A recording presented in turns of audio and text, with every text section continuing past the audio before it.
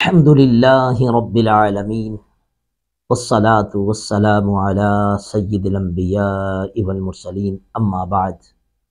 حاضرین گرامی قدر، السلام علیکم ورحمۃ اللہ وبرکاتہ۔ اللہ رب العزت جل وعلا کے فضل و کرم، اس کی توفیق و احسان اور اس کے پیارے محبوب علیہ تحیت و ثنا کی نعلین پاک کے تصدق میں آج بحمد اللہ تعالی ہمارا لیکچر نمبر 17 کا آغاز ہو رہا ہے، نورانی قاعدے کی تختی نمبر 8 سے۔ یہ تختی حروف مدات پر مشتمل ہے۔ حروف مدات 3 ہیں، الف، واو، یا۔ الف مدہ کب الف مدہ ہوتا ہے؟ جب الف سے پہلے زبر آ جائے۔ الف سے پہلے زبر آئے تو یہ الف مدہ کہلاتا ہے۔ یا سے پہلے زیر آ جائے، یا پر جزم ہو، یا ساکن سے پہلے زیر آئے تو یہ یا مدہ ہوتا ہے۔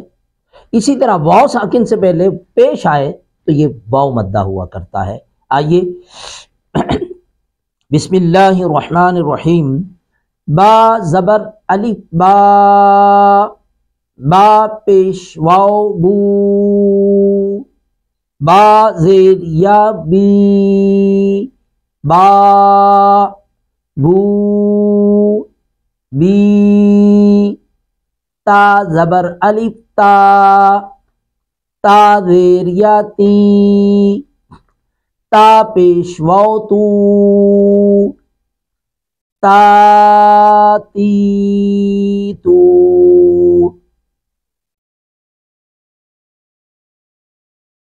تا زبر الف تا، تا پیش واو سو، تا زیر یا سی، تا سو سی۔ حا زبر الف حا، حا پیش واو حو، حا زیر یا حی، حا حو حی۔ خا خو خی، را رو ری، زا زو زی۔ یہ دیکھیں، جب ہم نے نورانی قاعدے کی پہلی تختی پڑھی تھی، الف با تا ہا، اس وقت ہم نے مخارج بھی پڑھے تھے۔ ان کو مخارج کو ساتھ ساتھ لے کے چلیں گے تو انشاءاللہ العزیز قرآن مجید پہنچنے تک، قرآن مجید جب ہم ان کے الفاظ کو دہرائیں گے تو الفاظ کے اندر جب یہ حروف آئیں گے ہمارے منہ سے خود بخود ادا ہوں گے، ہمیں مشکل نہیں پیش آئے گی، ہمیں اہتمام سے خود ادا کرنے کی ضرورت نہیں پڑے گی، بلکہ یہ ہمارے منہ سے خود بخود ادا ہوتے چلے جائیں گے۔ جب ہم حروف کو ادا کرتے وقت، جیسے ہم نے زا پڑھا ہے، زا زو زی سختی سے، قا قو قی، غا یہ پر کر کے پڑھتے ہیں لیکن نرمی سے، غا زبر الف غا، غا پیش واو غو، غا زیر یا غی، غا غو غی، فا فو فی۔ یہ ذرا غور کیجئے، اسی طرح ہر حرف کے ساتھ ہم نے الف کو جوڑنا ہے، ہم نے یا کو جوڑنا ہے، ہم نے واو کو جوڑنا ہے، اسی طرح الف مدہ، واو مدہ، یا مدہ، یہ ادا کرتے چلے جائیں گے انشاءاللہ العزیز۔ اللہ رب العزت کی بارگاہ سے ہمیں ضرور برکتوں کی خیرات نصیب ہوگی۔ لیکچر نمبر 17 کا دوسرا سیگمنٹ سورہ دہر کی آیہ مبارکہ 28 اور 29 پر تجویدی قواعد امپلیمنٹ کرنے کا ہے۔ اعوذ باللہ من الشیطان الرجیم، بسم اللہ الرحمن الرحیم۔ نحن خلقناكم وشددنا أسرهم وإذا شئنا بدلنا أمثالهم وإذا شئنا بدلنا أمثالهم تبديلا إن هؤلاء تذكرة فمن شاء اتخذ إلى ربه سبيلا نحنو حا کو حلق سے ادا کریں گے، خلق خا کو پر کر کے پڑھیں گے، خلق ق، یہ ق کی آواز جو ہے یہ قلقلہ، قوف دو نقطے والا جب ساکن حالت میں آتا ہے. اب یہاں پہ دیکھیں کہ قوف پر جزم ہے، ساکن ہے، خلق خلقناہم وشدد دد دال ساکن آ گیا قلقلہ ہوگا، وشددنا اسرہم وشددنا اسرہم اس سین پر سٹی کی آواز، وَإِذَا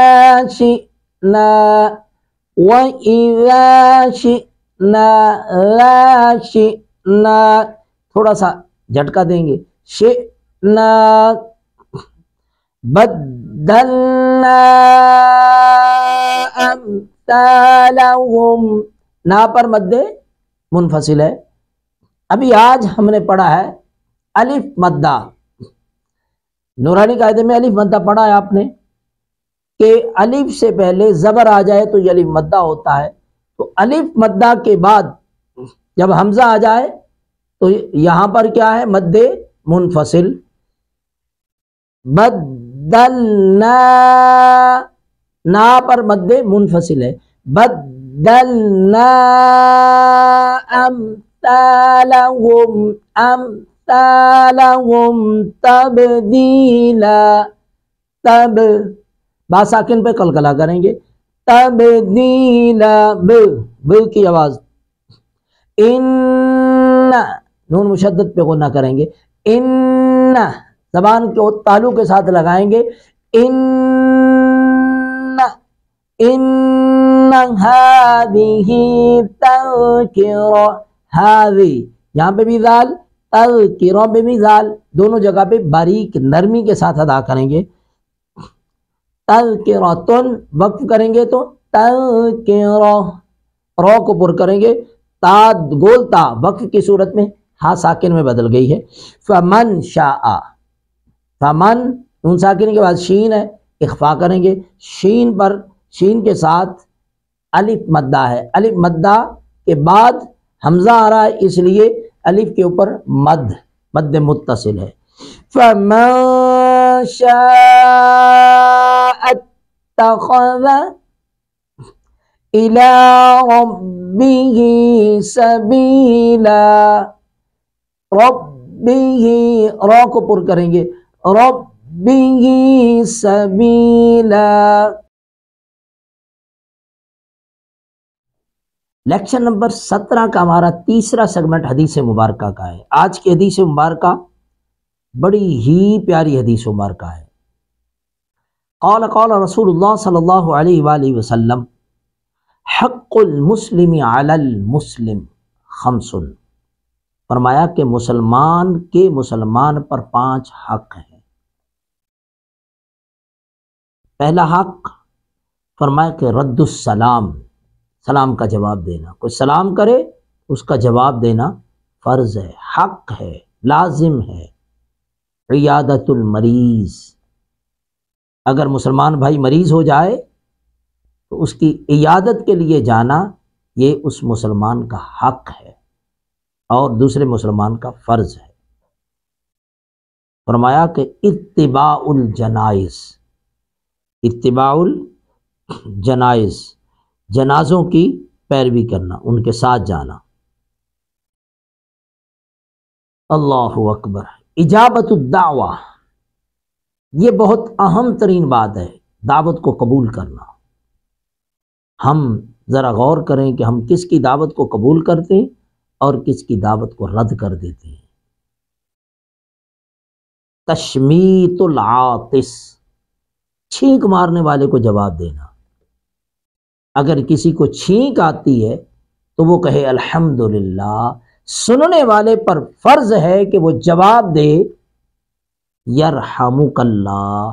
اگر مرد ہے سامنے الحمدللہ کہنے والا مرد ہے تو یرحمک اللہ، عورت ہے جس کو چھینک آئی تو یرحمک اللہ۔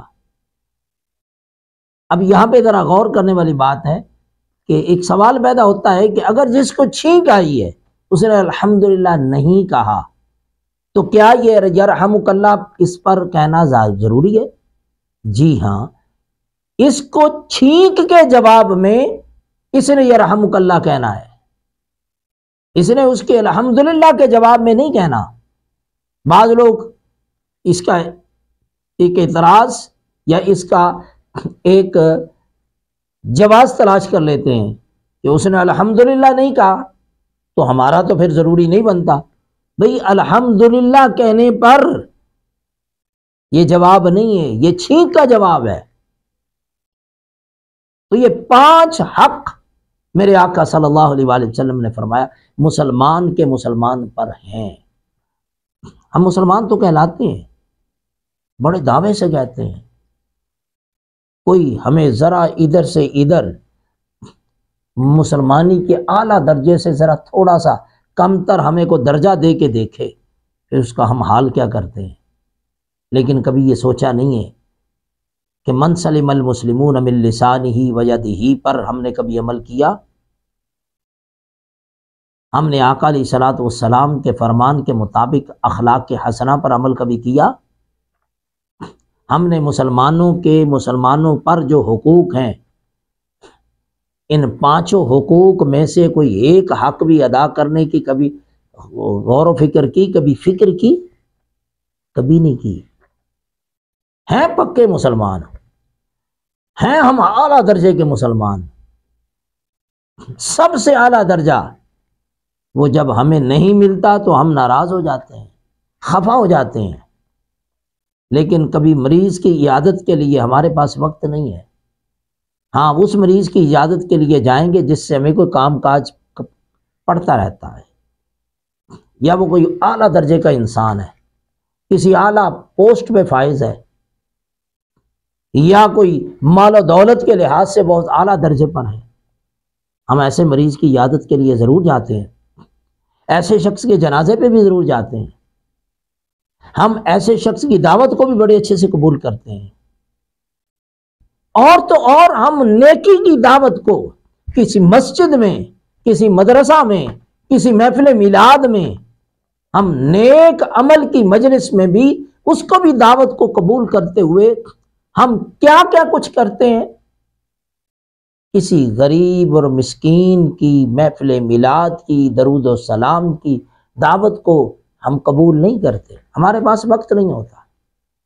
بڑوں کی دعوت قبول کرنے کے لیے ہمارے پاس وقت بھی ہوتا ہے۔ اور آخر پہ رہ کیا گیا؟ چھینکنے والے کو ہم جو جواب دیتے ہیں وہ بھی ہمارے پاس جواب ہوتا ہے کہ اس نے الحمدللہ نہیں کہا۔ خدا کے لیے، خدا کے لیے، خدا کے لیے اپنے محبوب آقا، غمخوار آقا، امام الانبیاء، حبیب کبریا، محبوب مصطفیٰ کریم علیہ الصلوۃ والسلام کے فرامین کو اپنے سینے میں جگہ دیجیے، محبت کے ساتھ سرکار کے فرامین کو سیکھیے۔ یہ چھوٹی چھوٹی حدیث مبارکہ صرف 40 حدیثیں ہیں۔ آج 17واں لیکچر ہے ہمارا، 17 حدیث مبارکہ پڑھ چکے ہیں۔ یہ صرف 40 احادیث مبارکہ اگر ہم اس کورس کے ذریعے سے اگر سیکھ لیں، پڑھ لیں، یاد کر لیں اور اس پر عمل کرنا شروع کر دیں، یہ 40 تو بڑی دور کی بات ہے۔ میں کہتا ہوں ان 40 میں سے کسی ایک پر ہم پکے طریقے سے عمل پیرا ہو جائیں تو اللہ کے فضل سے ہماری زندگی بدل جائے گی، ہماری کائے پلٹ جائے گی، انقلاب آ جائے گا۔ اللہ رب العزت ہمیں سمجھنے کی توفیق عطا فرمائے اور سرکار کی احادیث مبارکہ سے محبت نصیب فرمائے۔ آج کے 17 نمبر لیکچر کا آخری سیگمنٹ ہے فقہی سوالات کا، اور آج کا سوال ہے کہ کیا بچے کی ولادت کے بعد زچہ بچہ جس کمرے میں ہوتے ہیں اس کمرے کے اندر قرآن کی تلاوت کی جا سکتی ہے؟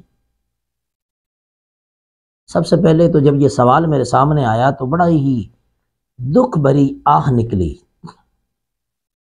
کہ کتنے دکھ کی بات ہے، جس نبی کا ہم کلمہ پڑھتے ہیں اسی نبی کا فرمان، آقا علیہ الصلوۃ والسلام کے فرمان کی روشنی میں کہ زچہ بچہ جس کمرے میں ہو 40 دن تک اگر سورہ بقرہ کی تلاوت کر دی جائے تو زندگی بھر وہ بچہ شیطان کے شر سے محفوظ رہتا ہے۔ اور آج ہمارے معاشرے کے اندر بہنیں، بیٹیاں، بزرگ خواتین اس کمرے کے اندر قرآن پڑھنا کو دور کی بات ہے، کسی کو جانے کی اجازت نہیں ہوتی، چارپائی پہ بیٹھنے کی اجازت نہیں ہوتی۔ زچہ بچہ، نومولود بچہ اور اس کی والدہ قرآن کی تلاوت کے سوا وظیفہ پڑھ سکتی ہے، درود پاک پڑھ سکتی ہے، اوراد و وظائف پڑھ سکتی ہے، تسبیح و تحلیل کر سکتی ہے، توبہ استغفار کر سکتی ہے، اس چارپائی پر بیٹھ کر قرآن کی تلاوت کی جا سکتی ہے۔ میرے آقا صلی اللہ علیہ وسلم کا فرمان سیدہ ام المومنین حضرت عائشہ صدیقہ رضی اللہ تعالی عنہا کی زبانی سنیے، فرمایا کہ میرے آقا صلی اللہ علیہ وآلہ وسلم میری گود میں سر رکھ کے قرآن کی تلاوت فرماتے تھے، میری گود میں سر رکھ کر قرآن کی تلاوت کرتے تھے، اس حال میں کہ انا حائضۃ، فرمایا اس وقت میں مخصوص ایام میں ہوتی اور میری گود میں سر امام الانبیاء تاجدار کائنات صلی اللہ علیہ وسلم نے رکھا ہوتا اور وہ تلاوت کرتے۔ وہ کون؟ امام الانبیاء، ہمارے آقا و مولا، جن پر اللہ کی وحیاں نازل ہوتی ہیں۔ آج ہم کس ڈگر پہ چل پڑے ہیں؟ وجہ کیا ہے؟ نہ دین پڑھا، نہ سیکھا، نہ کسی دیندار کے پاس بیٹھے، نہ کسی عالم کی صحبت اختیار کی۔ خدا کے لیے ذرا سوچئے، لہذا یہ بات یاد رکھ لینی چاہیے۔ اگلا سوال یہ تھا کہ میکسیمم مدت کتنی ہوا کرتی ہے ایام مخصوص ولادت کے بعد، جس کے لیے شریعت نے نفاس کا لفظ استعمال کیا ہے۔ اس کے لیے منیمم مدت 1 لمحہ ہے، یعنی 1 منٹ ہے۔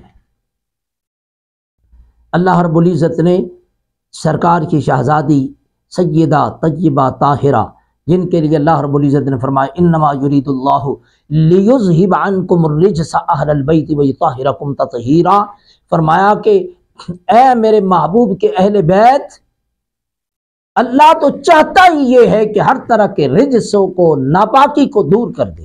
اللہ تعالیٰ نے ایسی ناپاکیاں دور کی کہ ایام مخصوص بھی اللہ رب العزت نے اپنے محبوب کی لخت جگر پر آنے نہیں دیے۔ حسنین کریمین طیبین طاہرین کی ولادت جب ہوئی تو اسی لمحے اور اسی دن آپ نے اپنی نمازیں ادا فرمائیں۔ یہ خاص کرم اگر کائنات میں کسی پر ہوا ہے تو یہ ہمارے پیارے نبی امام الانبیاء صلی اللہ علیہ وسلم کی لخت جگر نور نظر سیدہ فاطمہ رضی اللہ تعالی عنہا پر ہوا ہے۔ تو یہ منیمم مدت 1 لمحہ اور میکسیمم مدت 40 دن۔ اس سے کم میں اگر یہ ایام دور ہو گئے ہیں تو نماز بھی فرض ہے، روزہ بھی فرض ہے، طواف بھی کر سکتے ہیں، ہر معاملات، ہر طرح کی عبادت بجا لائی جا سکتی ہے۔ 40 دن پورے کرنا لازم نہیں، یہ محض ہاں اگر علامات دور نہیں ہوئیں تو پھر 40 دن، اگر 40 دن کے بعد بھی ایام مخصوص جاری ہیں تو پھر وہ استحاضہ یعنی بیماری کہلائے گی، اس میں بھی نماز لازم ہے، نماز اس میں معاف نہیں ہے، اس بیماری کا علاج کیا جائے، ساتھ ساتھ نماز، روزہ، حج، زکوٰۃ، تمام امور دین، امور دینیہ بجائے لائے جائیں گے۔ اللہ رب العزت ہمیں دین کی سمجھ عطا فرمائے، اگر سمجھ نہیں تو سمجھ والوں کی صحبت عطا فرمائے۔ آمین بجاہ النبی الکریم علیہ وعلی آلہ افضل الصلوات والتسلیم۔ والسلام علیکم ورحمۃ اللہ وبرکاتہ۔